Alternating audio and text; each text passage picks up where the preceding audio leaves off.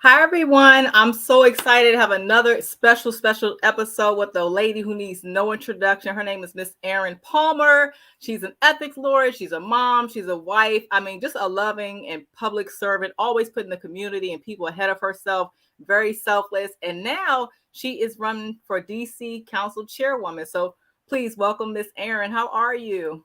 I'm great. Thank you so much for having me. How are you? I'm doing awesome. Awesome. So, yeah, tell people a little bit about yourself, your story, and then I guess leading up to now and why you're running. Sure, that's great. Well, you gave a wonderful introduction. My name is Erin Palmer. I'm running for DC Council Chairwoman, and I'm a mom. I have three school age children who are 11, 9, and 7.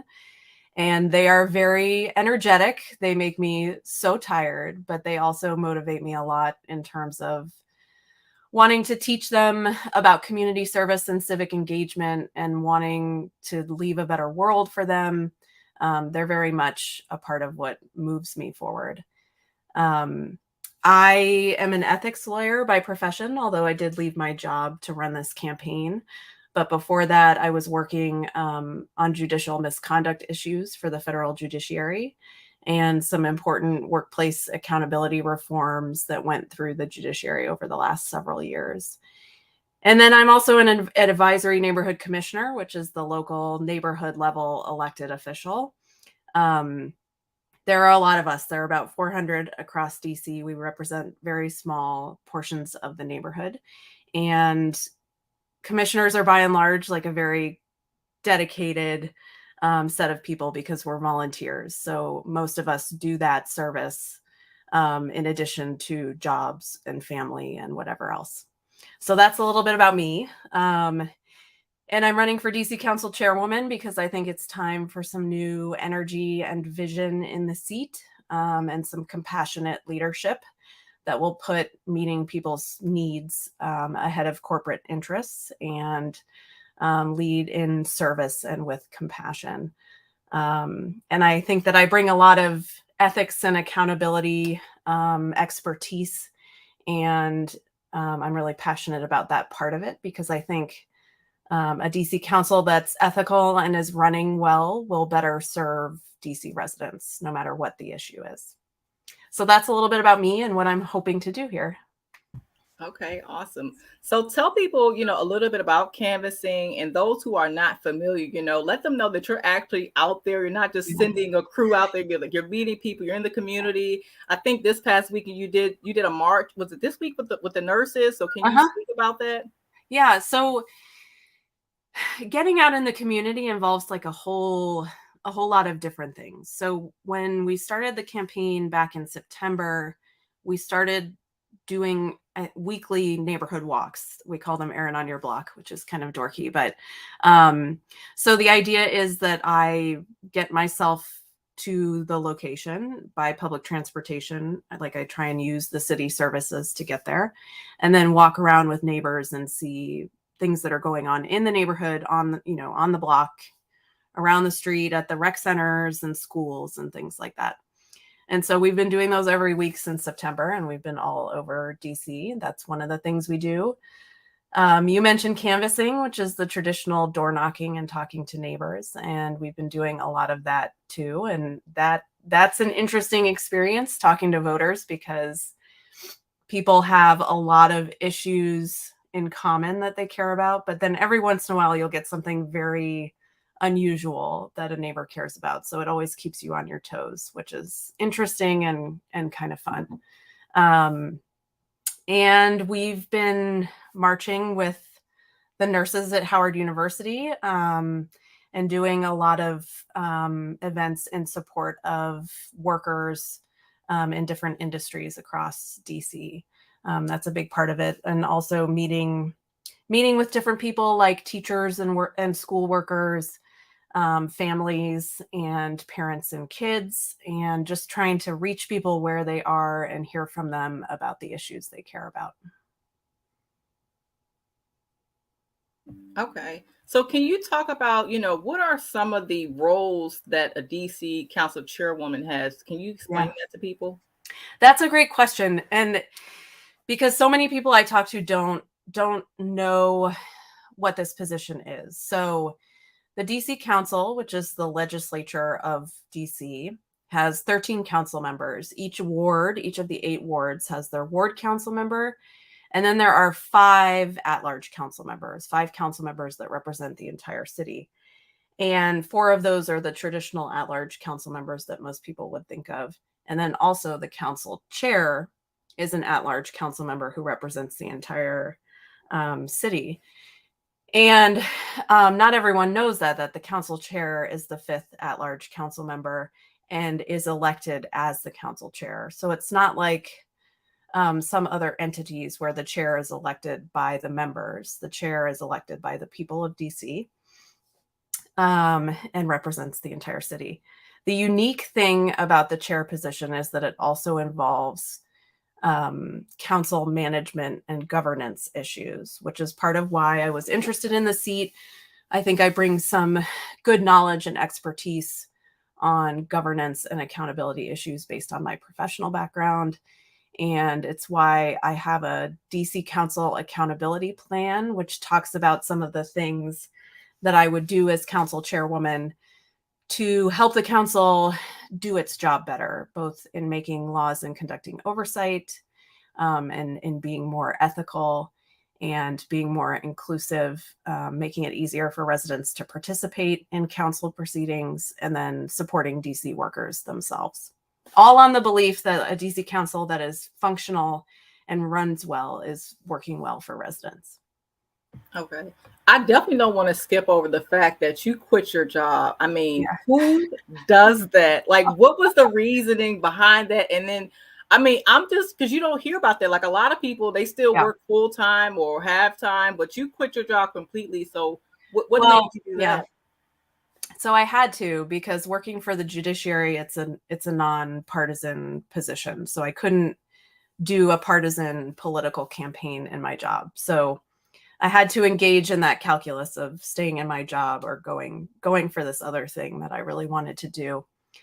But I think it has in many ways been a necessity, because the work of campaigning really is a around the clock kind of thing. I can't imagine doing it half time or trying to do a job in addition to that, even though I'm a mom and that's a job too. I think it would be very, very challenging to do both. And this is one of the great things about DC's Fair Elections program, is that it has made it easier for people without ties to entrenched political structures to be able to take a leap like me and run for something, and both have some confidence and have the financial support to be able to do it, particularly against someone who's been in office for a long time.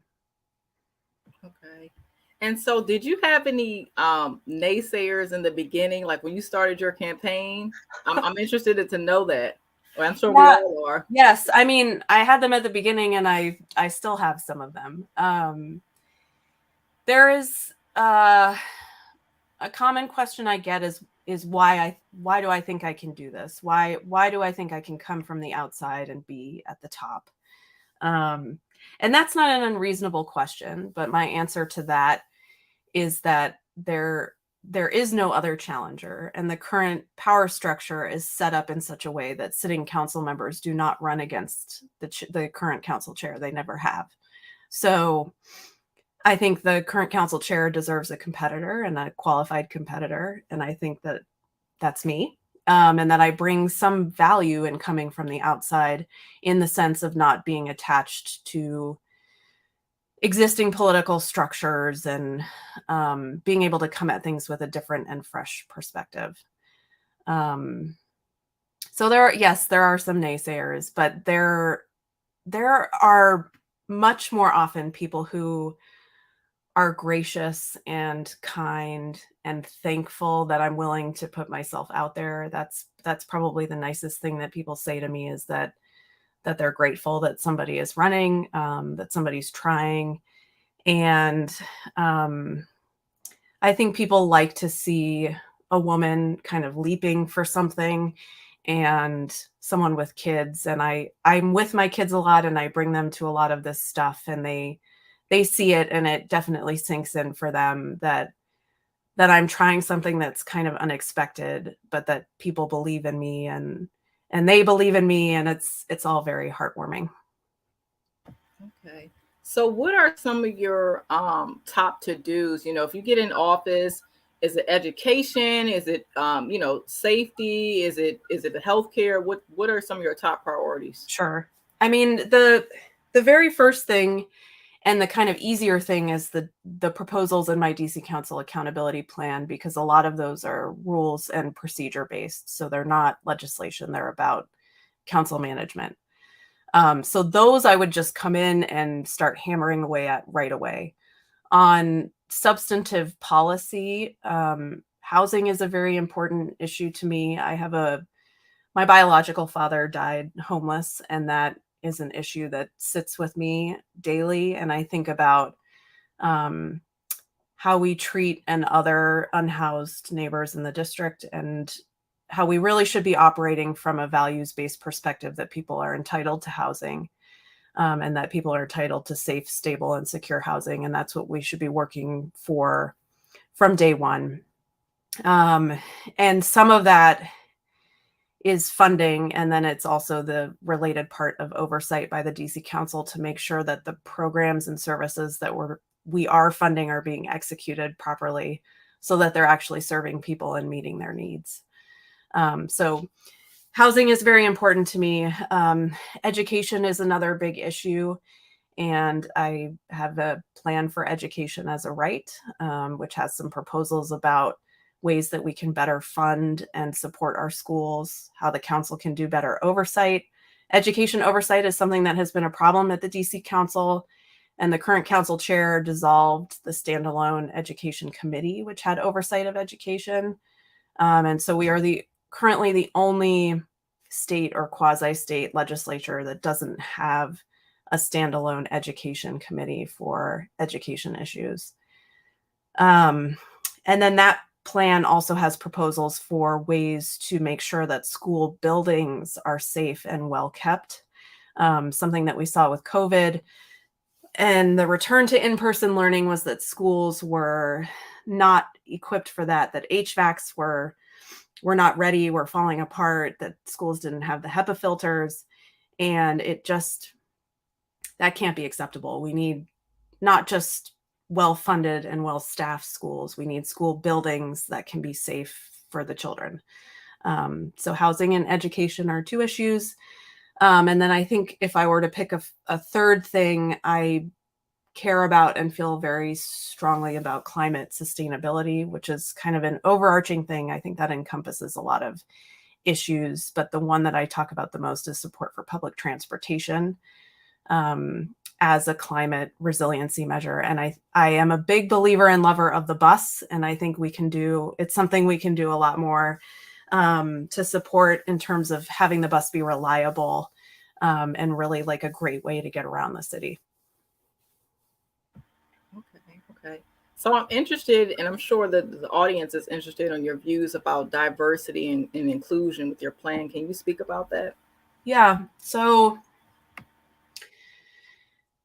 we thought about this in putting together the DC Council Accountability Plan, which has a section on supporting DC Council workers.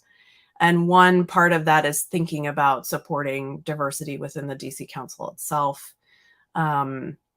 And one of the things that stood out is having transparency around pay, which we know is a big factor toward pay parity, and particularly for women and people of color. And so that's something that I think can be addressed pretty head on quickly. And then it talks about some measures in terms of hiring to make sure there's more diversity in hiring.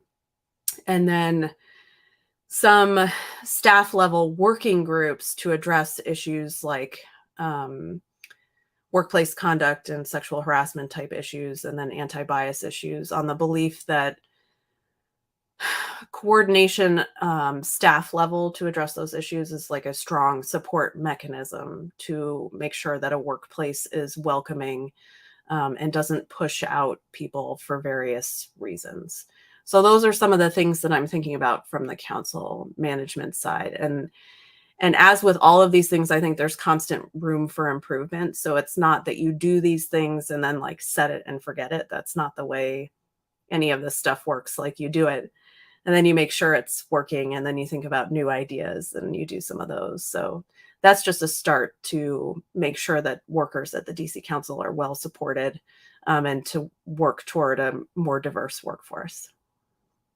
Okay, I have a question from the audience. Someone asks, how do you balance being a mom, a wife, and then the DC Council Chairwoman? So can you answer that question? Yeah. I get, this is funny because I do sometimes speak to like law students or college students about various things, and this is a question I get a lot.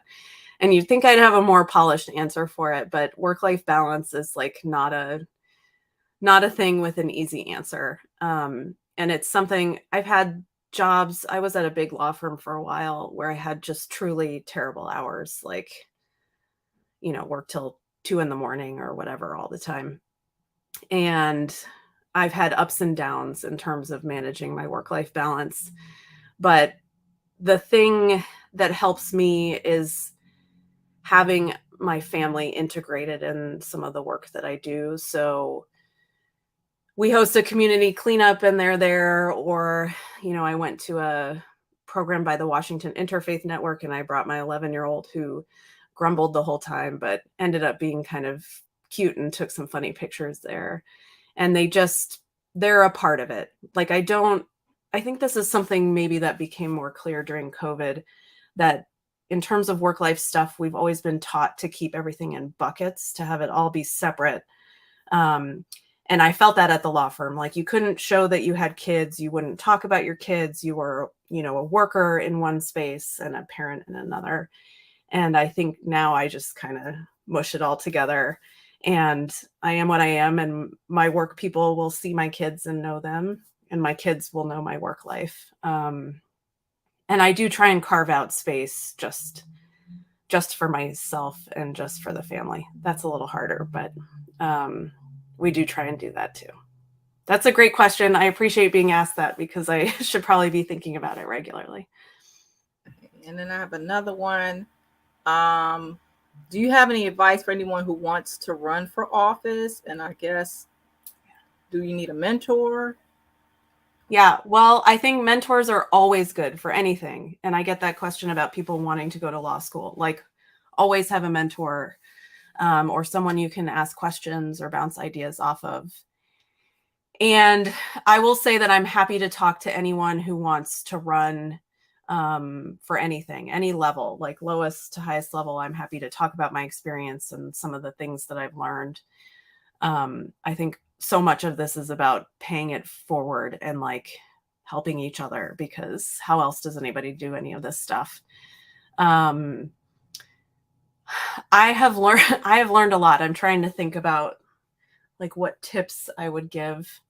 The part of this that's new to me is the campaign administration side. So like, I can talk policy and issues all the time. I mean, I have plenty of things I can talk about there. But when it comes to staffing a campaign and thinking about the different buckets of needs you have, from canvassing and text banking and phone banking and your mail program, and the financial filings and then the fundraising, all of that part was new to me. And I think there's a lot of value in talking to people who've gone through it for that side.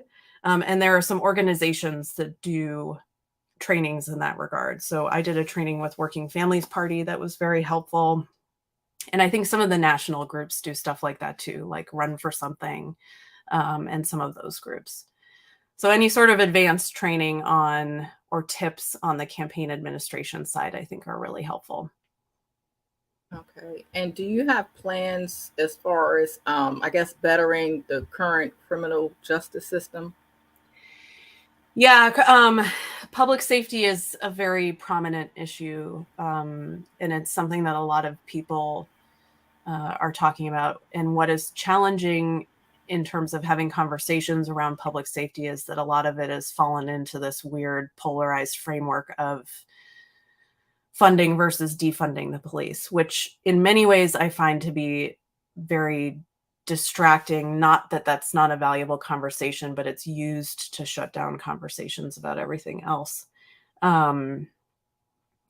So I think in DC, there's a lot of work to be done on violence prevention and expanding funding and planning around violence prevention, which has been underfunded for some time and is also not particularly coordinated and exists in a number of different places. So I think there's a lot of room for improvement there. I think that question was about the criminal justice system in particular, though. Is that right? Right. Mm-hmm. Yeah. So trying to think when this was. I had done some work in support of the Second Look Amendment Act, which was the legislation so that youth offenders, after they had served a period of time, could petition for release from a judge. So this was like if you were sentenced when you were younger and then served 15 years, then you could petition for release. And I did some work in support of that legislation, which interestingly tied back to work I had done at the law firm, some pro bono work with a group of scientists that had filed a petition with the Supreme Court about ending life without parole for youth offenders. So there was a weird overlap there in terms of thinking about the science of youth brain development and what that means for rehabilitation and like reintegrating people into society.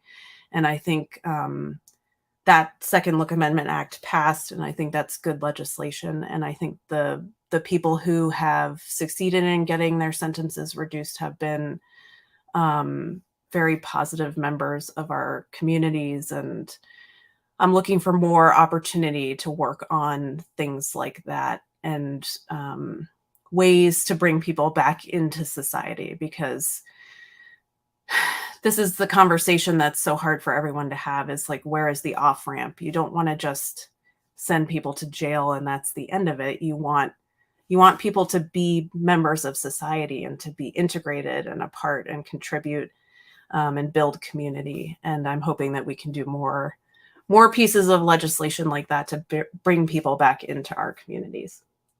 Okay. And as you're aware, crime is going up in DC. You got people moving to Maryland, Virginia, Pennsylvania, whatever. How are you planning to keep people in DC? Yeah, I think again, this goes back to that conversation and how that's a tough conversation to have, because one of the questions I get asked sometimes is what can be done today to stop violence right now? And that's not really how it works. So you can bring in more police, and that does have an effect, but it's temporary and it's not preventative. So we can do those things, but the real work that you have to do is the violence prevention work, which takes some time.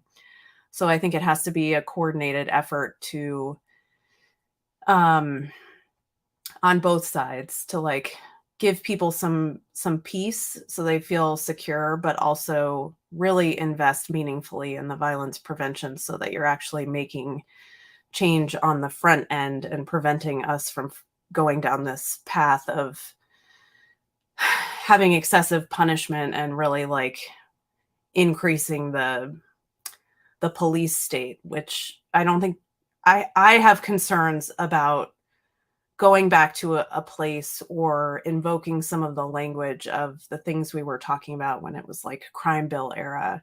And I think we run some danger of doing that in the way that we talk about crime.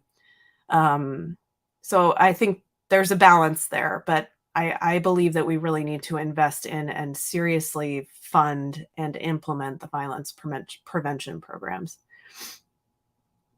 Okay. And so are you reading any books or any leadership or what are you reading nowadays?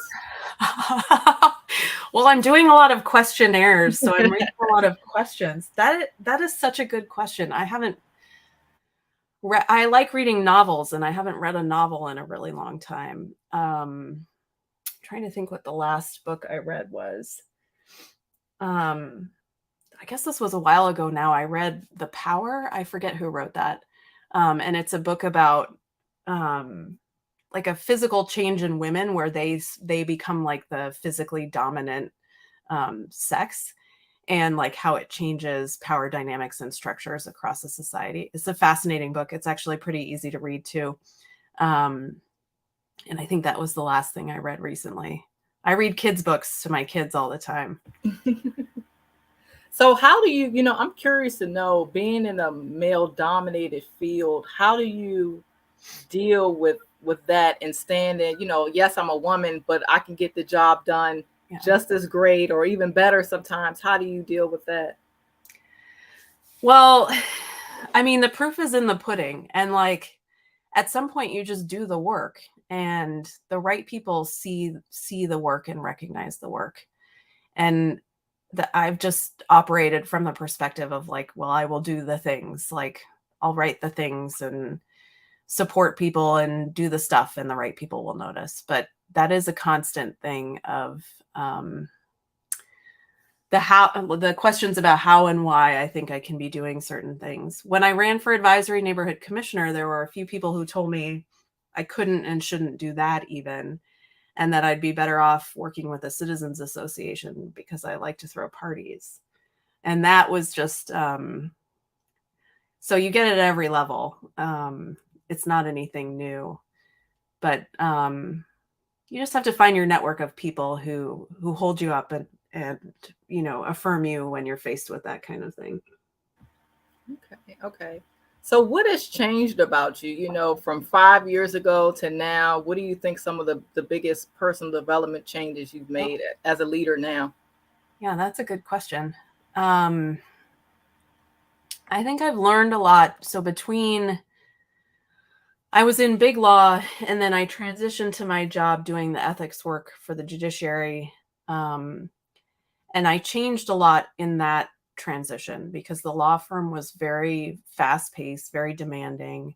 It was in some ways a very abusive work environment. And then when I moved to the judiciary, it was they have a very respectful culture, very deferential. So I remember one of my first days there, the judge I was working with called me at 4 p.m. on a Friday and was profusely apologetic to be calling so late in the day. And I was like, what are you even talking about? Like, I didn't even understand. But part of what comes with that, and I guess this is a luxury of being a judge, but judges are very deliberative. So the judge I worked with just spent a lot of time. He would never be rushed. So we'd be working on something and he just couldn't quite reach the resolution. And he was like, well, we're just going to take another day with it. And that was a mentality that I had never come across at the law firm, because you always had to be like, go, go, go. And I think it was an important lesson to me that the moments of slowing down and actually deliberating are so crucial. And I think it's important and helpful for being in roles like being an ANC commissioner or being a council member, that part of what you are doing is exercising your judgment, and you want to have good, sound judgment. And part of that is actually thinking and digesting and working through how you feel and express yourself on a particular thing. And sometimes that just takes like a little step back. So I think the deliberation and reflection are something that I've developed a little bit more of, and I think they're very good and crucial to making decisions that have an impact on other people, just because you have to think through all the different angles of something. That's a great question.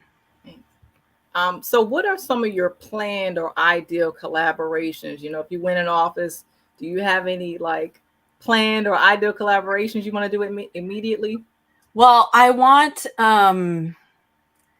think there's so much room for growth and like overall collaboration among council members. And I would love to see some like big pieces of legislation that are either consensus-based legislation where it's everyone or it's almost everyone. I think there's some room to find some very concrete common ground and like push something as a group. I would love to see like a more council-based and not individual council member-based action. That would have so much strength to it in my mind. And I think there's a lot of room for that. that to grow. Okay. And what about opportunities? What opportunities are you planning to create within your own camp? When you win, I'm putting it out there for you. But I'm sure people want to hear that, what are your plans for the people that are working right with you and beside you? Yeah. Like in terms of jobs, I'm not sure I understand the question. Yeah. So it can be jobs or either like internships or things like that. Yeah, I think I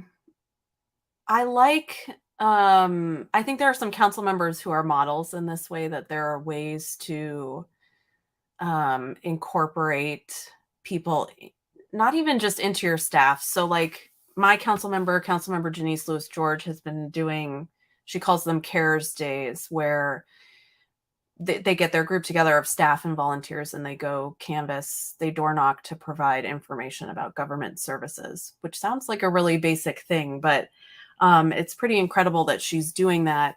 And it's not just involving her staff. She gets like a stream of volunteers who participate, and then they're sharing information about opportunities with residents. So it has like a dual purpose of creating opportunities for her staff to be involved and opportunities for volunteers, and then reaching people also. But she's a great model for something like that. Okay. And then, so where do you see yourself 3 to 5 years from now? Well, hopefully I will be DC Council Chairwoman. And I will have implemented many of the things in the Council Accountability Plan and the Plan for Education as a Right. And I have a Safe Housing Action Plan and a Traffic Safety Infrastructure and Public Transportation Plan. So hopefully I will have implemented some of the things that I have put forward as proposals by then. But I also like to think about what ages my kids will be. So in 5 years, I'd have a kid who in high school who would be getting ready or close to getting ready to go to college. So that would be an interesting time. I will have hoped to have set him up for success in going to school or doing whatever he's doing. And I think my life would largely be the same. Like I have a life that revolves a lot around my kids. And even if I'm not successful in this race, I will continue to do a lot of the things that I'm already doing in terms of the community work. What are some of the, I guess, unexpected compliments you've gotten so far during this journey?